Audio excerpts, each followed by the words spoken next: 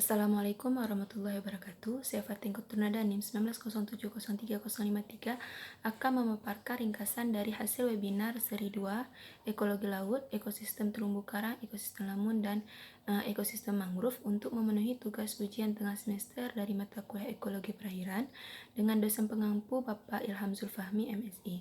Materi pertama yaitu mengenai mangrove, di mana mangrove secara harfiah dapat dikatakan sebagai komunitas atau sebagai ekosistem. Kemudian secara prinsip apapun dari jenis tumbuhannya apabila menempati atau mendiami habitat yang berada di area pasang surut dapat dianggap sebagai mangrove. Model perakaran dari mangrove ini terdapat 4 tipe, yaitu pertama ada tipe akar tunjang, kedua tipe pneumatopor, ketiga tipe akar lutut, dan yang keempat ada tipe akar papan. Mangrove ini dapat membentuk suatu pola zonasi horizontal, yaitu zonasi pada mangrove merupakan sebaran kelompok dari jenis-jenis mangrove secara tegak lurus garis pantai yang dapat disebabkan oleh kemampuan dari jenis mangrove untuk beradaptasi dengan lingkungannya. Kemudian, zonasi mangrove dapat dipengaruhi oleh beberapa hal seperti kemampuan untuk beradaptasi dengan kondisi sedimen atau substrat dan salinitas. Kemudian dapat dipengaruhi oleh ketahanan terhadap angin dan gelombang laut. Selanjutnya, distribusi mangrove yang ada di Indonesia sebagian besar tumbuh di wilayah pesisir timur Sumatera, pesisir utara Jawa, dan pesisir selatan Papua. Kemudian juga di pesisir timur dan barat Kalimantan dan terdapat di beberapa daerah lainnya. Perbandingan mangrove di Indonesia dengan negara-negara lainnya dapat diketahui bahwasannya mangrove paling luas dari angka 100% mangrove yang ada di dunia sebanyak 22,6% mangrove atau sekitar 2,5 juta hektar terdapat di Indonesia. Untuk tingkat kedua sebesar 7,1% terdapat di Australia dan ketiga 7% terdapat di Brazil. Keanekaragaman mangrove di Indonesia sendiri yang tercatat lebih kurang ada 243 jenis tumbuhan mangrove.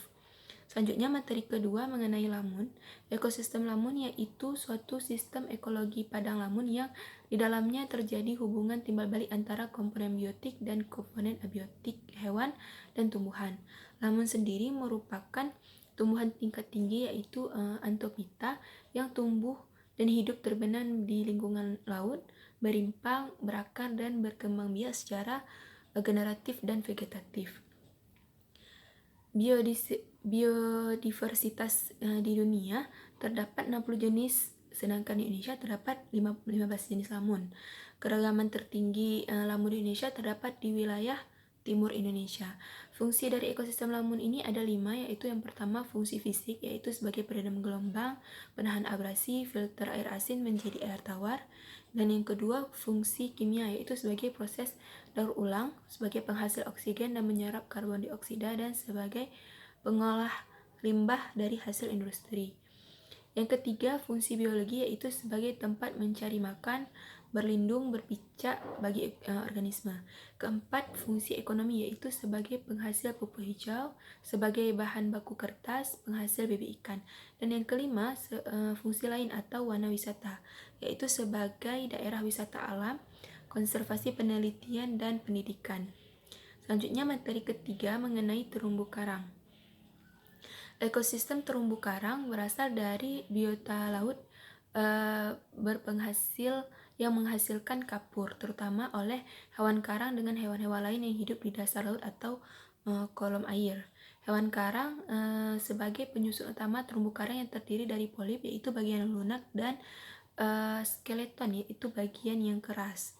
Faktor yang dapat mempengaruhi persebaran terumbu karang yaitu suhu berkisar 27 hingga 29 derajat Celcius, cahaya matahari, salinitas, sedimentasi, kualitas perairan yang tidak tercemar, arus dan sirkulasi air laut, dan substrat yang keras.